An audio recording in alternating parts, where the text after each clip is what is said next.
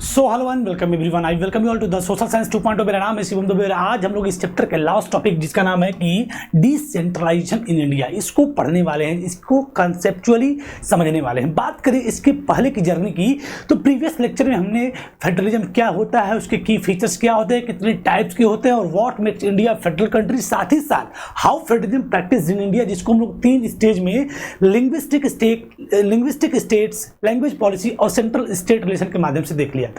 अब जो नया टॉपिक आपका स्टार्ट हो रहा है डिसेंट्रलाइजेशन, यानी कि ये भी फेडरलिज्म का ही एक अंग है। फेडरलिज्म क्या है? अंग है। फेडरलिज्म किसे कहते हैं? जब पावर डिवाइडेड हो अलग अलग कॉन्स्टिट्यूएंट यूनिट्स में, अलग अलग कॉन्स्टिट्यूएंट यूनिट्स और सेंट्रल अथॉरिटी के बीच में क्या हो? डिस्ट्रीब्यूटेड हो। यानी कि डिसेंट्रलाइजेशन भी एक टाइप ऑफ, एक लेवल ऑफ, एक टियर ऑफ गवर्नमेंट ही है, क्योंकि हम लोग जानते हैं कि इंडिया में सबसे पहले शुरुआत में सेंट्रल लेवल पे गवर्नमेंट एग्जिस्ट करती थी और फिर इसके बाद स्टेट लेवल की गवर्नमेंट एग्जिस्ट करती थी। लेकिन आफ्टर सम टाइम, कुछ समय के बाद ये रियलाइजेशन हुआ गवर्नमेंट को, गवर्नमेंट मशीनरीज को या फिर पॉलिटिकल लीडर्स को, एक थर्ड टाइप ऑफ गवर्नमेंट की, जिसका नाम पड़ा क्या? Local self government. क्या बोला गया? Local self government. किसको बोला गया? Local self government. ये शब्द अगर आप पहली बार सुन रहे हैं तो ये आपके लिए और भी ज़्यादा इंपॉर्टेंट हो जाता है, क्योंकि आप और हम सभी लोग कहीं ना कहीं किसी न किसी तरीके से लोकल गवर्नमेंट का ही हिस्सा है। चाहे आप अर्बन एरिया में रहते हो, चाहे आप रूरल एरिया में रहते हो, तो उस नज़रिए से भी ये चैप्टर पढ़ना आपके लिए क्या हो जाता है? इंपॉर्टेंट हो जाता है। तो कंसेप्चुअल तरीके से line by line according to NCERT आज हम इस पूरे टॉपिक को डिकोड करने वाले हैं। स्टार्ट करते हैं अपने सेशन को।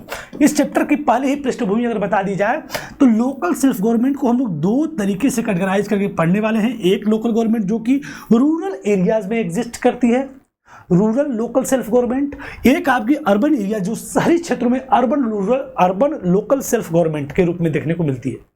ये दोनों पॉइंट क्या है, कैसे इनकी जो है पृष्ठभूमि बनती है, कैसे इनके साथ पावर की शेयरिंग गवर्नमेंट के द्वारा होती है, उन सभी पॉइंट्स को हम लोग स्टार्ट करते हैं अपनी पढ़ना। तो सबसे पहले अगर हम बात करें शब्द जिसका नाम है डिसेंट्रलाइजेशन। डिसेंट्रलाइजेशन एक ऐसा शब्द है जो हमें सबसे पहले ये समझना पड़ेगा। सेंट्रलाइज, डिसेंट्रलाइजेशन का उल्टा क्या होगा? सेंट्रलाइजेशन। सेंट्रलाइज यानी केंद्रित और डिसेंट्रलाइज मतलब विकेंद्रित, यानी कोई चीज अगर सेंटर की तरफ, किधर? सेंटर की तरफ झुकी हुई है, यानी पूरी पावर कंसोलिडेट है, तो देन उस चीज को हम लोग बोलते हैं सेंट्रलाइज। क्या बोलते हैं? Centralise system. क्या बोलते हैं? Centralise system. लेकिन वहीं पे पूरी पावर सेंट्रल से, सेंट्रल के पास कंसोलिडेट न हो कि अलग अलग कॉन्स्टिट्यूएंट यूनिट्स में, अलग अलग कॉन्स्टिट्यूएंट यूनिट्स में डिस्ट्रीब्यूटेड हो, डिवाइडेड हो, शेयर्ड हो, तो उसको हम लोग बोलते हैं डिसेंट्रलाइजेशन। क्या बोलते हैं? डिसेंट्रलाइजेशन। यानी कि पावर का कंसोलिडेशन सेंट्रलाइजेशन कहलाता है और पावर का डिस्ट्रीब्यूशन डिसेंट्रलाइजेशन कहलाता है। तो क्या टॉपिक्स है? सबसे पहले एनसीईआरटी पहले पेज पे जो आपको लिख कर समझा रही है कि we noted above that the federal government have 2 और मोर टियर्स ऑफ गवर्नमेंट। हम जानते हैं कि फेडरल गवर्नमेंट के पास 2 या 2 से अधिक टियर ऑफ गवर्नमेंट एग्जिस्ट होनी चाहिए और होती है। And we have so far discuss the 2 tiers of government in our country. भाई हमने भारत में 2 टियर ऑफ गवर्नमेंट, जिसमें कि सेंट्रल गवर्नमेंट और स्टेट गवर्नमेंट, सेंट्रल गवर्नमेंट और स्टेट गवर्नमेंट, दोनों टियर ऑफ गवर्नमेंट के बारे में हमने डिस्कशन कर लिया है। दोनों के एरिया ऑफ जुरिस्डिक्शन को, दोनों के पावर को, दोनों कैसे काम करते हैं, दोनों कैसे पावर को शेयर करते हैं, इन सभी टॉपिक्स को हम लोग पढ़ चुके हैं। अब but a vast country like India, लेकिन एक बड़े देश जैसे कि भारत के एग्जांपल को ले लें तो run only through this 2 tier, but a vast country like India can not be run only through this 2 tiers. समय आने पे रियलाइजेशन हुआ कि एक बड़े देश, बात अगर बेल्जियम श्रीलंका की ना किया जाए तो श्रीलंका और बेल्जियम छोटे छोटे कॉन्स्टिट्यूएंसीज हैं, छोटे छोटे देश हैं, यहाँ पे थोड़ी मोड़ी पावर शेयर हो गई, काम चल गया आपका। लेकिन एक बड़ा देश लाइक दैट इंडिया, ये सिर्फ इन्हीं 2 टियर्स ऑफ गवर्नमेंट के माध्यम से रन, यहाँ पे गवर्नमेंट अच्छे तरीके से नहीं हो सकती। So through this 2 tiers of government, state in India are so as large as independent country of Europe. क्योंकि कि जो इंडिया की जो स्टेट, इतने बड़े बड़े स्टेट्स हैं कि वो यूरोप के एक बड़े बड़े देशों से भी बड़े हैं। कई देशों से हमारे यहाँ के राज्य बड़े हैं, कई देशों से बड़े तो हमारे यहाँ राज्य एग्जिस्ट करते हैं, स्टेट एग्जिस्ट करते हैं। वही बातें कर रहा है कि स्टेट इन इंडिया, भारत के राज्यों की बात करें तो इतने लार्ज हैं, इतने इंडिपेंडेंट, जितने भी इंडिपेंडेंट कंट्री ऑफ यूरोप हैं, कुछ ऐसे इंडिपेंडेंट कंट्री ऑफ यूरोप हैं, उनसे तो बड़े बड़े भारत के स्टेट्स हैं। सो in term of population Uttar Pradesh की बात करें तो वो bigger than Russia. Uttar Pradesh की अगर बात करें, उत्तर प्रदेश भारत का क्या है, एक राज्य है, वो रशिया से, रूस से क्या है, बड़ा है इन टर्म ऑफ पॉपुलेशन। वहीं पे महाराष्ट्र की बात करें तो वो क्या है, इज बिग एज जर्मनी, वो जर्मनी से क्या है, बड़ा है। So many of this states are internally very diverse, और चाहे महाराष्ट्र हो, चाहे यूपी हो, चाहे बिहार हो, झारखंड हो, छत्तीसगढ़ हो, मणिपुर हो, ये सभी बड़े ही डाइवर्स है, इंटरनली क्या है, बहुत ही ज़्यादा डाइवर्स है। तो अब आप सोचिए कि एक छोटे से देश जो यूरोप के बड़े बड़े देश हैं, इंडिपेंडेंट कंट्रीज हैं, उनसे बड़े तो हमारे यहाँ के राज्य हैं और उनसे बड़ी डाइवर्सिटी हमारे राज्यों में देखने को मिलती है। तो फिर how can we handle this types of डाइवर्सिफिकेशंस?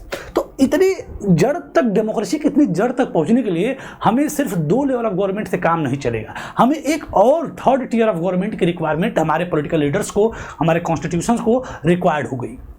So initially states are initially very diverse, there are thus need of power sharing with in these states. तो भाई पावर शेयरिंग नीड हो जाती है इन स्टेट्स में। So federal power sharing in the India need another tier of government. तो जो भारत की फेडरल पावर ऑफ इंडिया थी उसको एक और टियर ऑफ गवर्नमेंट की नीड पड़ गई, ठीक है। So below that the state government, जो कि किसके नीचे हो, स्टेट गवर्नमेंट। सबसे ऊपर सेंट्रल गवर्नमेंट जो पूरी देश की व्यवस्था को सर्कुलेट करती है, उसके बाद स्टेट गवर्नमेंट जो राज्य स्तरीय यानी रीजनल या प्रोविंशियल गवर्नमेंट होती है, इसके बाद स्टेट गवर्नमेंट के नीचे एक और 3rd टाइप ऑफ गवर्नमेंट की हमें क्या हो गई, रिक्वायरमेंट हो गई। So this is the rational for decentralisation of power, thus resulted a 3rd tier of government called local government. So as a result हमें रिक्वायरमेंट पड़ जाती है एक 3rd टाइप ऑफ गवर्नमेंट, जिसको हम लोग क्या बोलते हैं, लोकल गवर्नमेंट। क्या बोलते हैं, लोकल गवर्नमेंट। यानी हम समझ चुके हैं कि भारत की डाइवर्सिटी इतनी ज्यादा है कि उसको 2 टियर ऑफ गवर्नमेंट से शायद अच्छे से हैंडल ना किया जा सके। सो उसके लिए एक और 3rd टियर ऑफ गवर्नमेंट की रिक्वायरमेंट पड़ गई, जिसको हम लोग लोकल गवर्नमेंट के नाम से जानते हैं। तो आइए जानते हैं कि ये लोकल गवर्नमेंट का कॉन्सेप्ट क्या है, कैसे बनता है, इसका क्या हिस्ट्री रहा है, क्या पास्ट रहा है। सो अगर बात करें डिसेंट्रलाइजेशन की, किसकी बात करें, डिसेंट्रलाइजेशन की, तो federal power sharing in India need another tier of government below that of the state government. हमने जस्ट पढ़ा कि जो फेडरल सिस्टम ऑफ इंडिया था, अब उसको एक अनदर टियर ऑफ गवर्नमेंट की रिक्वायरमेंट पड़ गई below the state government of India. यानी स्टेट गवर्नमेंट के नीचे, यानी कि सेंटर पूरी देश की व्यवस्था को देख रहा है, स्टेट पूरे राज्य की व्यवस्था देख रहा है, लेकिन राज्य में भी इतनी ज़्यादा डाइवर्सिटीज है, इतनी ज़्यादा पॉपुलेशन है, इतनी ज़्यादा समस्याएं हैं कि अब उसको state government alone can not handle this type of situation. अब उसके नीचे एक और 3rd काइंड ऑफ गवर्नमेंट की रिक्वायरमेंट पड़ गई। सो वहीं से टॉपिक आपका शुरू हो जाता है डिसेंट्रलाइजेशन। डिसेंट्रलाइजेशन आपका वहीं से पैदा होता है, पावर का विकेंद्रीकरण। तो क्या डेफिनेशन बनती है इसकी, कि when power is taken away from the central and state government, from the central and state government and given to local government, it is called decentralisation. यानी जब पावर सेंट्रल और स्टेट दोनों से लेकर किसको दे दी जाए, ट्रांसफर कर दी जाए, शेयर कर दी जाए, किसको, लोकल गवर्नमेंट बॉडीज को। लोकल गवर्नमेंट बॉडीज क्या अभी हम समझने वाले, उसको हम लोग डिटेल में डिस्कशन करने वाले, लेकिन समझिए कॉन्सेप्ट की डिसेंट्रलाइजेशन का मतलब क्या है, कि जब एक अनदर टियर ऑफ गवर्नमेंट की रिक्वायरमेंट हो गई, एक अनदर टियर ऑफ गवर्नमेंट की रिक्वायरमेंट अब हो गई, तो भाई वो गवर्नमेंट कैसे चलेगी, from the sharing of power. So यही से उसकी डिफरेंशन भी पैदा होती है कि जब पावर सेंट्रल और स्टेट से लेके लोकल को ट्रांसफर कर दी जाए, तो यही पूरा मैकेनिज्म, यही पूरा प्रोसेस क्या कहलाता है, डिसेंट्रलाइजेशन। और डिसेंट्रलाइजेशन में होता क्या है कि पावर सेंट्रल और स्टेट से लेके किसको ट्रांसफर कर दी जाती है, लोकल गवर्नमेंट को। और यही प्रोसेस क्या कहलाता है, डिसेंट्रलाइजेशन। क्या कहलाता है, decentralization, when power is taken from central and state government and given to local government, so these process are called decentralization। अब मन में प्रश्न आपके आ रहा होगा कि आखिर इसकी नीड क्यों थी, लोकल गवर्नमेंट यानी स्थानीय सरकार की जरूरत क्यों थी, इसके पीछे रीजन क्या था, कारण क्या था कि स्थानीय सरकार को इतना जो है रिक्वायरमेंट हो गई कि नहीं स्थानीय सरकार बना दी जाए, क्या इसकी रिक्वायरमेंट पड़ गई। सो रीजन बिहाइंड द डिसेंट्रलाइजेशन की अगर बात करें तो poverty, inequality, discrimination, health care, तमाम प्रकार की समस्याएं हर लोकल लेवल पे, चाहे वो स्टेट लेवल हो, स्टेट के नीचे छोटे छोटे जिले हों, जिले के अंदर गांव हो, उन सभी के अंदर तमाम समस्याएं होती हैं। गरीबी को लेके, रोजगार को लेके, भूखमरी को लेके, मकान को लेके, रोजी रोजगार को लेके तमाम समस्याएं लोकल लेवल पे होती हैं। तो क्या उसको सेंट्रल और स्टेट को वहाँ पे बैठे, एक दिल्ली में और एक लखनऊ में बैठे क्या हल कर सकते हैं, तो उसको नहीं हल कर सकते हैं। क्यों, क्योंकि वो जान ही नहीं पाएंगे उतनी गहराई तक, डेमोक्रेसी कितनी डीप डाइव कर ही नहीं पाएंगे। जान ही नहीं पाएंगे कि रूट्स में इतनी भी समस्याएं हैं। तो इसके लिए एक थर्ड काइंड ऑफ गवर्नमेंट जिसको लोकल गवर्नमेंट बोला गया, उसको जो है उसका सजेशन आया गया कि भाई ये एक गवर्नमेंट बनाया जाए जो अब इतने अंदर तक जाएगा, सेंट्रल पूरे देश तक, स्टेट एक प्रोविंस एक रीजन तक, और लोकल जो है वो एकदम अंदर तक, एक एक व्यक्ति तक पावर को क्या करेगा, शेयर करेगा। सो रीजन बिहाइंड डिसेंट्रलाइजेशन की बात करें, there are large number of problems and issues which are best settle at the local level. हम जानते हैं कि एक बड़ी संख्या में क्या प्रॉब्लम्स और इश्यूज होते हैं जिसको हम लोग बेस्ट अच्छे तरीके से सेटल्ड कर सकते हैं, वो भी लोकल लेवल पे। किस पे? लोकल लेवल पे। स्थानीय समस्या है तो उसको स्थानीय स्तर पे ही, यानी कि लोकेलिटी के स्तर पे ही हम उसको अच्छे से हल कर सकते हैं, because people have the better knowledge of problems in their localities. आपके लोकेलिटीज में आपके आसपास क्या समस्याएं हैं, इसको सबसे बेहतर अगर कोई जानता है तो सिर्फ आप जानते हैं। तो अगर उसको सोल्यूशन करने का राइट्स पावर भी आपको दे दी जाए तो आप अपने स्तर पे, यानी अपने यहाँ की लोकेलिटी में समस्याओं को बहुत बेहतर तरीके से हल कर सकते हैं। वही बात कही गई कि there are large number of problems and issue which are best settle at the local level, क्योंकि लोगों के पास एक अच्छी जानकारी होती है किसके बारे में, प्रॉब्लम्स के बारे में जो उनकी लोकेलिटीज में एग्जिस्ट करती है, and they also have a better idea on where to spend money and how to manage things more efficiently. लोगों को पता होता है कि भाई समस्या कहाँ है, उस कहाँ समस्या है, कहाँ पैसे खर्च करने चाहिए, और साथ ही साथ कैसे मैनेज किया जाए इन सभी चीज़ों को बहुत ही प्रभावशाली तरीके से।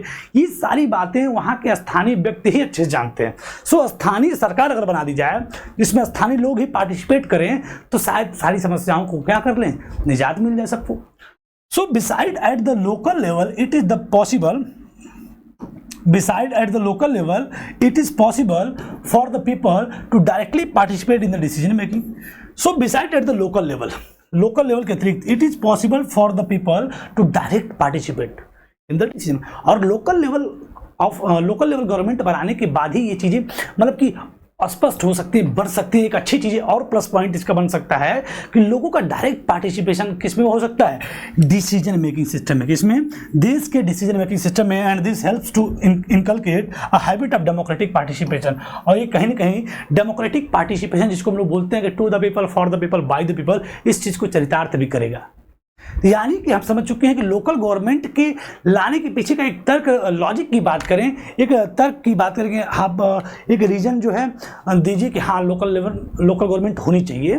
तो सबसे बड़ा रीजन ये है कि बहुत बड़ी समस्याएं होती हैं लोकल लेवल पे जिसको वहाँ का लोकल व्यक्ति ही अच्छे से जानता है, और वो अच्छे से जानता भी कहाँ पैसे खर्च करें, कैसे उसको जो है प्रभावशाली तरीके से अच्छे तरीके से उन समस्याओं को मैनेज करें।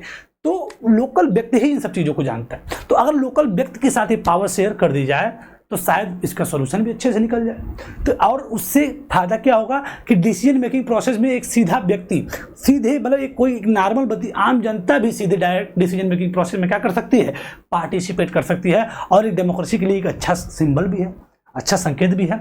तो ये बातें कही गई, और साथ ही साथ need for decentralisation was recognised in our constitution.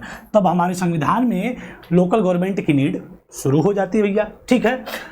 Since then, there have been several attempts to decentralize power to the level of village and towns. Village, और जब लोकल गवर्नमेंट की नीड हुई संविधान को, उसने सेवरल अटेम्प्ट भी attend किए, तमाम अटेम्प्ट्स लिए। क्या किए? लोकल गवर्नमेंट बनाने के लिए, लोकल लेवल पे पावर को शेयर करने के लिए तमाम अटेम्प्ट्स भी उसने अटेंड किया। किसने? संविधान ने ऐसे नियम बनाए, प्रावधान बनाए, सेवरल अटेम्प्ट किए डिसेंट्रलाइज करने के लिए क्या, पावर को। किस पे? लोकल लेवल पे, चाहे वो विलेज की बात हो चाहे वो टाउन्स की बात हो।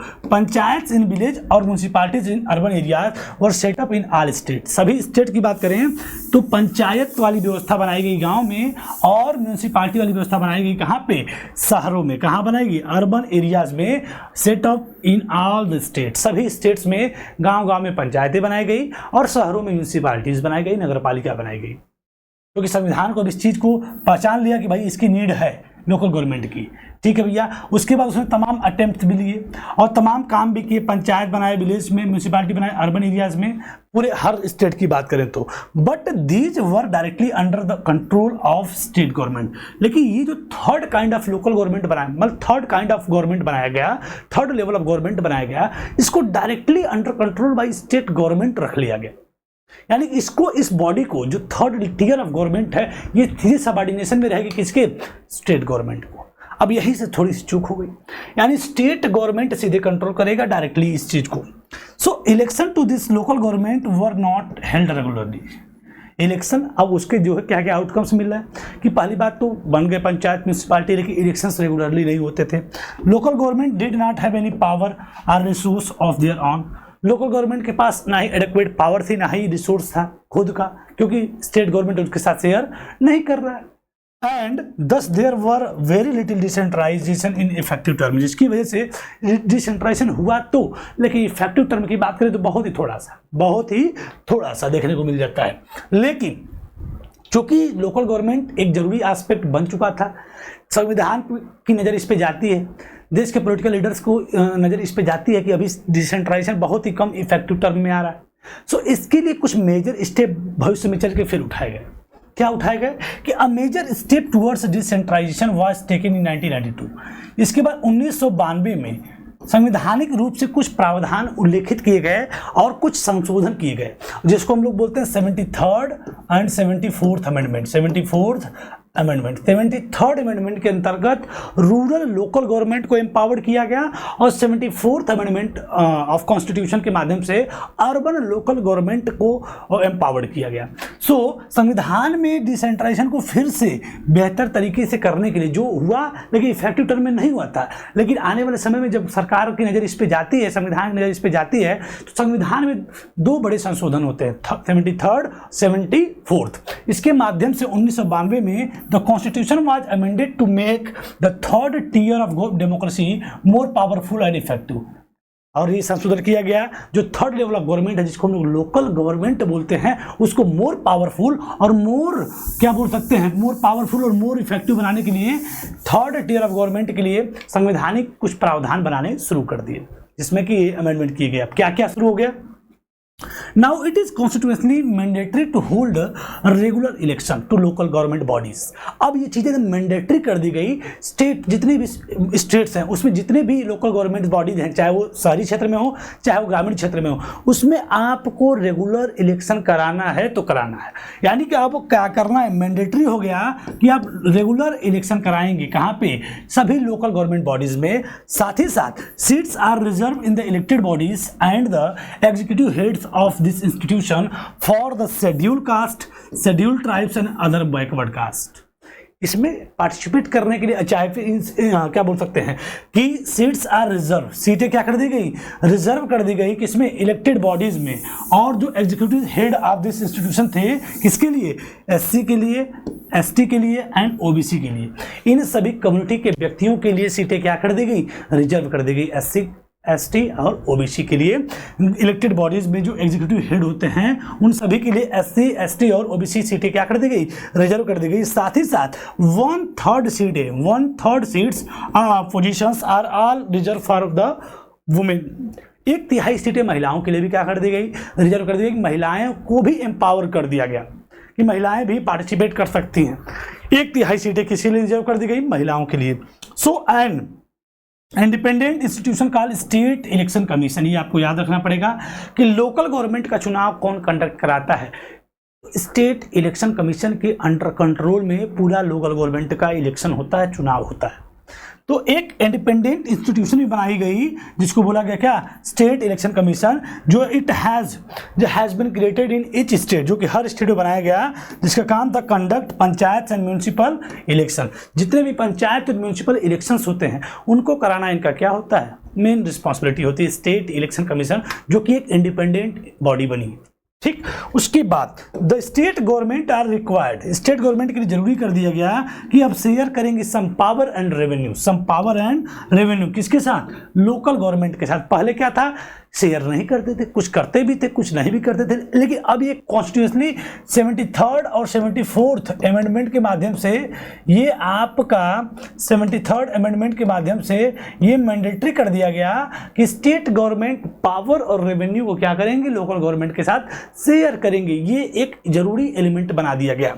And the nature of the sharing varies from state to state. और ये भाई हर स्टेट में क्या करता है? वेरी करता है। तो इस इस तरीके से लोकल गवर्नमेंट जो है एम्पावर्ड हुआ और अपने सशक्त रूप में देश में जो है स्टेब्लिश हो गया। अब इसी लोकल गवर्नमेंट के बारे में हमको पढ़ना है, यानी कि पहले गवर्नमेंट चलती थी, एक चलती थी सेंट्रल गवर्नमेंट और एक चलती थी स्टेट गवर्नमेंट। बाद में रिक्वायरमेंट हुई एक थर्ड काइंड ऑफ गवर्नमेंट जिसको हम लोग बोलते हैं क्या, लोकल गवर्नमेंट।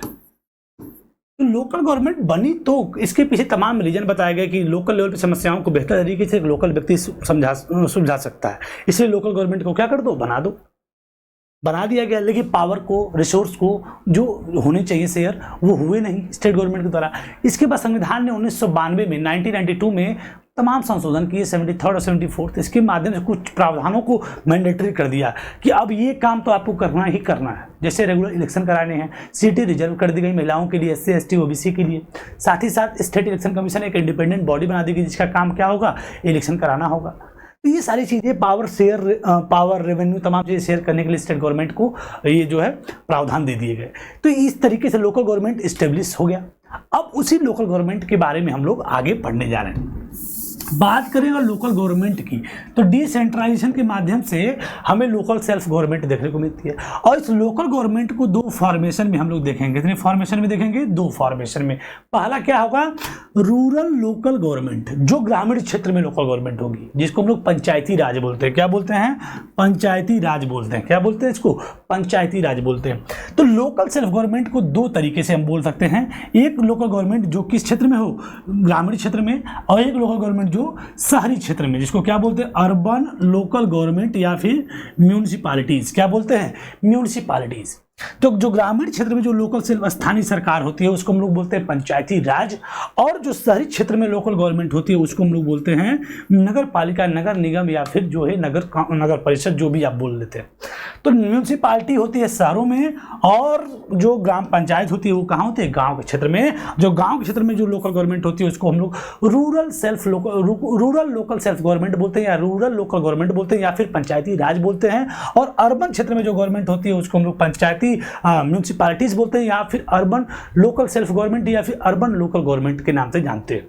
तो इस तरीके से लोकल गवर्नमेंट को हमने दोनों पर्सपेक्टिव में, भारत जो है विविधताओं का देश है, और विविधताएं शहर में और गांव में दोनों में एग्जिस्ट करते हुए हमें देखने को मिलती है। तो इन दोनों में दो प्रकार की सरकारें क्या कर दी गई, स्टेब्लिश कर दी गई।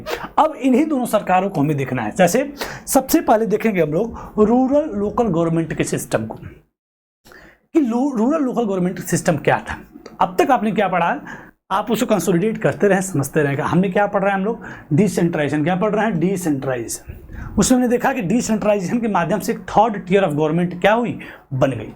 सेंट्रल स्टेट से पावर लेकर लोकल को क्या कर दिया गया, ट्रांसफर कर दिया गया। यही प्रोसेस कराया क्या, डिसेंट्रलाइजेशन, और यहां से बना लोकल गवर्नमेंट। लोकल गवर्नमेंट तो बन गया, लेकिन वो अपने इफेक्टिव टर्म में देखने को नहीं मिल रहा था। बाद में संविधान में 1992 में तमाम प्रावधानों को शामिल करके इसको एम्पावर्ड कर दिया गया, और लोकल गवर्नमेंट बॉडी पूरी तरीके से संवैधानिक रूप से स्टेब्लिश कर दी गई, एम्पावर्ड कर दी गई। और इसके माध्यम से ग्रामीण क्षेत्रों में जो लोकल गवर्नमेंट बनी उसको रूरल लोकल गवर्नमेंट कहा गया, और जो शहरी क्षेत्रों में सरकार बनी उसको अर्बन लोकल गवर्नमेंट कहा गया। ग्रामीण क्षेत्र में पंचायती राज बोलते हैं, शहरी क्षेत्र में म्यूनिसिपैलिटीज बोलते हैं। तो अब इन दोनों के फंक्शंस को, इन दोनों के स्ट्रक्चर को हम लोग बारी बारी से देखते हैं। ये आपका जो है रूरल लोकल गवर्नमेंट है, जो ग्रामीण क्षेत्रों में, गांव के क्षेत्रों में जो गवर्नमेंट होती है उसको हम लोग बोलते हैं रूरल लोकल गवर्नमेंट या फिर पंचायती राज बोलते हैं। Rural local government is the popularly known by the name of Panchayati Raj. हम जानते हैं कि रूरल लोकल गवर्नमेंट को हम लोग एक आम भाषा में पंचायती राज भी जानते हैं, पंचायत की व्यवस्था भी जानते हैं। वो होता क्या इसमें कि each village or a group of village in some states has a gram panchayat. हर विलेज, इसका स्ट्रक्चर की हम लोग बात पढ़ रहे हैं कि ईच विलेज, प्रत्येक विलेज में बात करें या फिर ग्रुप ऑफ विलेज की बात करें सम स्टेट्स में, उसमें क्या होती है, ग्राम पंचायत। पहले हम पढ़ते हैं, इसके बाद इसको कंसोलिडेट करते हैं। This is a council consisting of several wards member often called panch and president. अब ये विलेज जो होते हैं या फिर ग्रुप ऑफ विलेज होते हैं, इसमें क्या कंसिस्ट होते हैं, एक काउंसिल कंसिस्ट होता है जिसको हम लोग बोलते हैं वार्ड मेंबर्स। वार्ड मेंबर्स, जिसको हम लोग पंच बोलते हैं। क्या बोलते हैं? पंच। और इसी के प्रेसिडेंट को हम लोग क्या बोला जाता है? प्रेसिडेंट, यानी सरपंच। क्या बोला जाता है? Sarpanch. They are directly elected by all the adult population living in that ward or village. ये जो पंच और सरपंच होते हैं directly elected by the adult member of this Gram Sabha, यानी कि उस ग्राम पंचायत में जितने भी एडल्ट मेंबर होते हैं उनके द्वारा ये पंच और सरपंच चुन के आते हैं। ठीक है। So it is the decision making bodies for the entire village. और यही जो पंच और सरपंच होते हैं, पंच और जो सरपंच होते हैं, यही गांव के लिए डिसीजन मेकिंग बॉडी का काम करते हैं और गांव के जितनी भी व्यवस्थाएं होती हैं इन्हीं के माध्यम से चलती हैं। So the panchayat work under the overall supervision of the Gram Sabha. ये पंचायत पूरा जो है ग्राम सभा के, जो ग्राम पंचायत होती है ग्राम सभा के सुपरविजन में काम करती है। और all the voter in the village are the member. जितने भी गांव के जितने भी एडल्ट वोटर्स होते हैं वो इस ग्राम सभा के क्या होते हैं? मेंबर्स होते हैं। अब it has meet at least twice or thrice in a year to approve the annual budget of the Gram Panchayat and to review the performance of the Gram Panchayat. Gram Sabha क्या होता है? इस साल में 2 या 3 बार इन जरूरी होता है कि बैठक करें, मीटिंग करें, एनुअल बजट पे चर्चा करें, ग्राम पंचायत के फंक्शंस को रिव्यू करें और साथ ही साथ परफॉर्मेंस को देखें कि ग्राम पंचायत की परफॉर्मेंस कैसी चल रही है। So the rural local government structure goes right up to the district level. और यही रूरल लोकल गवर्नमेंट कहाँ तक जाती है? डिस्ट्रिक्ट लेवल पे जाती है। शायद आपको समझ में ना आया हो पूरे अच्छे से, एक बार हम इस पूरे पॉइंट्स को जो हमने पढ़ा उसको हम लोग कंसोलिडेट कर लेते हैं। हम लोग पढ़ रहे हैं रूरल लोकल गवर्नमेंट। क्या पढ़ रहे हैं? Rural local government. Rural local government को थोड़ा समझिए ध्यान से। एक आपके गांव होते हैं छोटे छोटे, या फिर कई गांव को मिला के एक बनता है क्या? ग्राम पंचायत। क्या बनता है? ग्राम पंचायत। क्या बनता है? ग्राम पंचायत। ग्राम पंचायत में एक भी गांव हो सकता है, एक से अधिक गांव भी हो सकते हैं। तो कई गांव मिलते हैं तो आपके बनते हैं क्या? ग्राम पंचायत। क्या बनते हैं? ग्राम पंचायत। ग्राम पंचायत को इलेक्ट करने का काम कौन करता है? ग्राम सभा करती है। कौन करती है? ग्राम सभा करती है। ग्राम सभा करती है। और इस ग्राम सभा किसे कहते हैं? तो ग्राम सभा में जितने भी गांव के एडल्ट मेंबर कौन होते हैं? एडल्ट मेंबर्स होते हैं, जिसको हम लोग बोलते हैं 18 प्लस के जितने भी कैंडिडेट होते हैं वो उसके सदस्य होते हैं ग्राम सभा के। और ये ग्राम सभा इलेक्ट करती है किसको? ग्राम पंचायत को। इस ग्राम पंचायत में तमाम जो है पंच होते हैं और उनके प्रेसिडेंट को क्या कहा जाता है? सरपंच कहा जाता है। क्या कहा जाता है? सरपंच। यही पंच और सरपंच मिल के पूरे गांव के व्यवस्थाओं को चलाते हैं। और ग्राम सभा का जो काम होता है इन्हीं पंच और सरपंच को क्या करना? इलेक्ट करना। और इनकी फंक्शन को देखना, इनके सुपरविजन को देखना कि ये काम कर रहे हैं कि नहीं कर रहे हैं। और साथ ही साथ ग्राम सभा का एक काम होता है कि साल में 2 से 3 बार क्या? मीटिंग करना, एनुअल बजट को पेश करना, साथ ही साथ ग्राम पंचायत के वर्क को रिव्यू करना। और यही होता है पूरी व्यवस्था गाँव की। तो हमने जो पूरा देखा टॉपिक एक बार फिर से कंसोलिडेट करते हैं। एक या दो से अधिक जो गांव मिलते हैं तो बनती है ग्राम पंचायत। क्या बनती है? कई सारे गांव छोटे छोटे मिलते हैं तो क्या बनती है? ग्राम पंचायत। क्या बनती है? ग्राम पंचायत। ग्राम पंचायत बनती है। अब इस ग्राम पंचायत को समझ लीजिए। ग्राम पंचायत में होते हैं पंच और सरपंच। पंच और सरपंच। अच्छा, पंच कौन होता है? जो वार्ड मेंबर्स होते हैं उनको क्या कहा जाता है? पंच।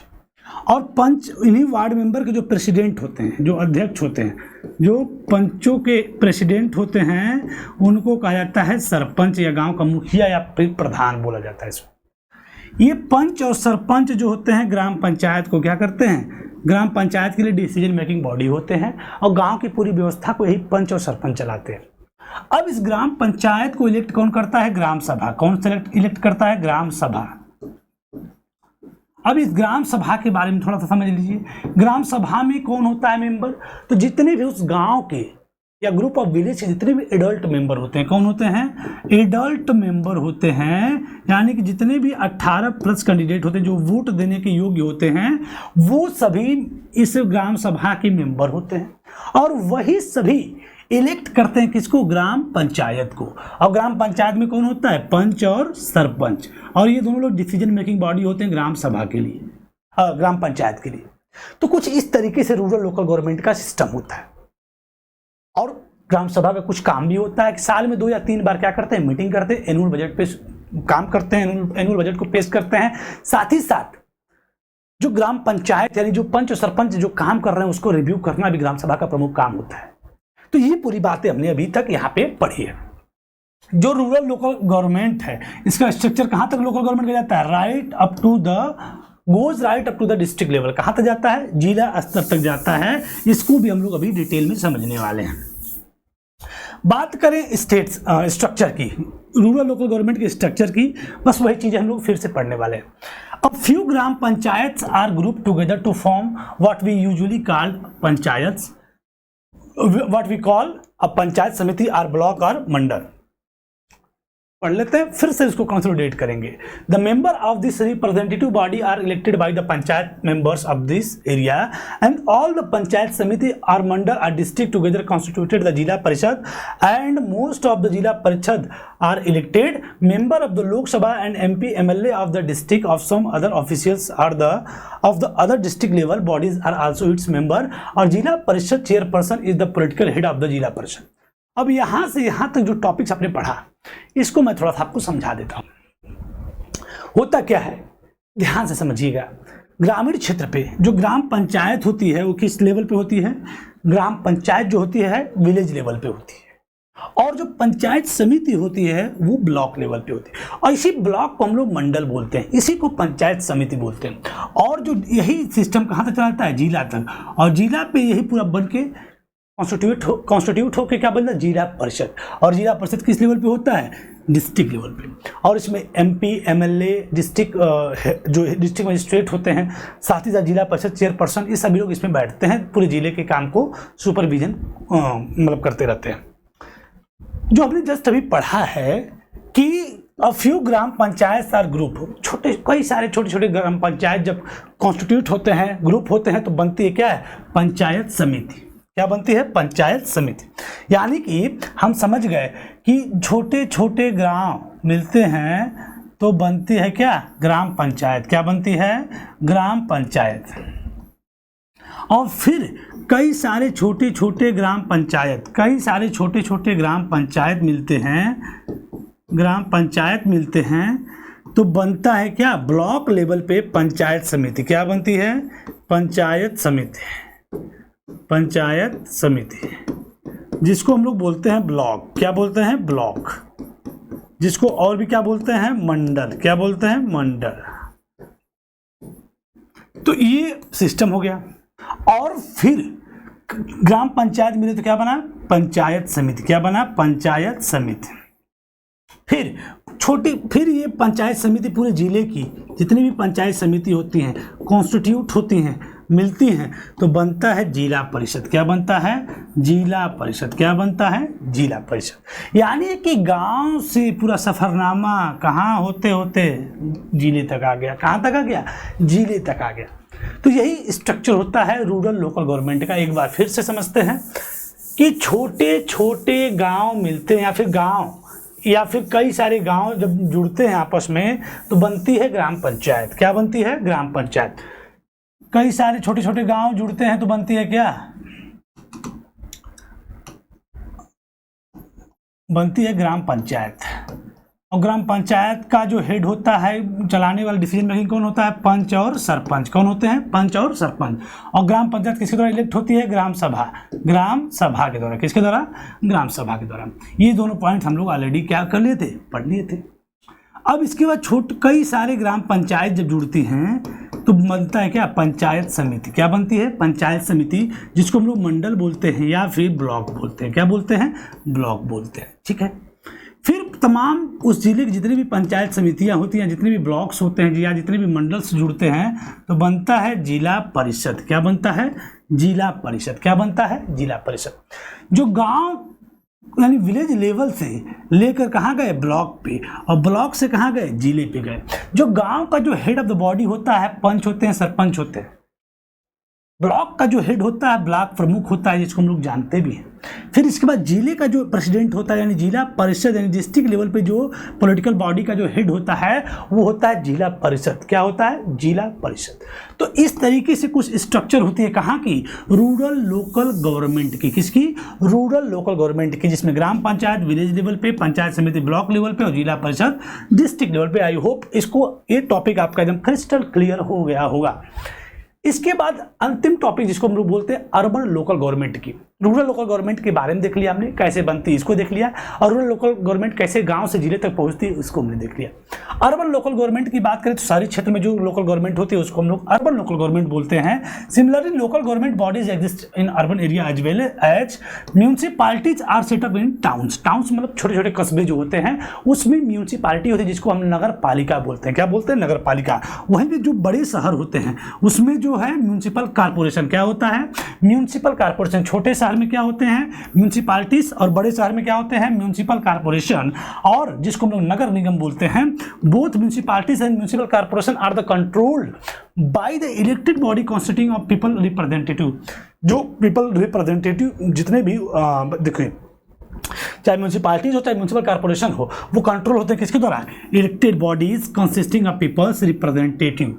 जो उसके रिप्रेजेंटेटिव होते हैं, चुन के आते हैं। देखिए जैसे कि वार्ड, आपने सुना होगा पार्षद। पार्षद को इलेक्ट किया जाता है। क्या कहता है? पार्षद। हर एक वार्ड बने होते हैं, वहां पर भी शहरों में भी वार्ड बने होते हैं। उन वार्ड के पार्षद इलेक्टेड होते हैं, और वो पार्षद जो हैं इलेक्ट करते हैं इनके म्यूनिसिपैलिटीज के हेड को या फिर म्यूनिसिपल कारपोरेशन के हेड को। यानी कि वही चीज़ें हैं कि इलेक्टेड बॉडी जो होती हैं, जो लोगों के द्वारा इलेक्टेड बॉडी, लोगों के रिप्रेजेंटेटिव के रूप में जो पार्षद होते हैं जो कि इलेक्टेड होते हैं, उनके द्वारा ये म्यूनिसिपल कारपोरेशन और म्यूनिसिपैलिटीज क्या होती हैं? कंट्रोल होती हैं। म्यूनिसिपल चेयरपर्सन की बात करें तो ये पॉलिटिकल हेड होता है म्यूनिसिपैलिटीज का। म्यूनिसिपल चेयरपर्सन जो होता है म्यूनिसिपैलिटीज का क्या होता है? हेड ऑफ द बॉडी होता है। वहीं पे मेयर जो होता है म्यूनिसिपल कारपोरेशन का क्या होता है? हेड ऑफ द बॉडी होता है। इसको भी हम लोग एक बार में समझ लेते हैं कि छोटे शहरों में, छोटे स्मॉल सिटीज में जो होती हैं, स्मॉल सिटीज में आपके होते हैं म्यूनिसिपैलिटीज। क्या होती हैं? म्यूनिसिपैलिटीज। वहीं पे बिग सिटीज में क्या होती हैं? बिग सिटीज में आपके म्यूनिसिपल कारपोरेशन। क्या होते हैं? Municipal corporation.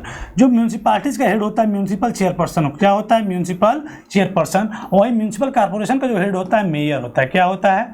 मेयर होता है। ये स्ट्रक्चर होता है किसका? अर्बन लोकल गवर्नमेंट का। किसका? अर्बन लोकल गवर्नमेंट का। तो हमने देख लिया रूरल लोकल गवर्नमेंट और अर्बन लोकल गवर्नमेंट दोनों के बारे में सभी कॉन्सेप्ट को। अब हम आते हैं कंक्लूजन पे कि लोकल गवर्नमेंट बनाने से क्या नुकसान क्या फायदा हुए। This a new system of local government is the largest experiment in the democracy conducted anywhere in the world। पूरे विश्व की बात करें तो सबसे बड़ा जो लोकल गवर्नमेंट की अगर बात करें तो ये सबसे बड़ा एक्सपेरिमेंट रहा पूरे विश्व के हिसाब से। भारत में जो किया गया ये एक्सपेरिमेंट विश्व स्तरीय democracy conducted anywhere in the world, largest experiment in democracy. लोकतंत्र का सबसे बड़ा एक्सपेरिमेंट था लोकल गवर्नमेंट की अगर बात करें तो। होता क्या है कि there are now about 36 lakh elected representative in the panchayat and municipality all over the world. सिर्फ लोकल गवर्नमेंट की वजह से सीधे 36 लाख रिप्रेजेंटेटिव हमें देखने को मिल जाते हैं। सीधे हमको 36 लाख रिप्रेजेंटेटिव मिल गए जो कि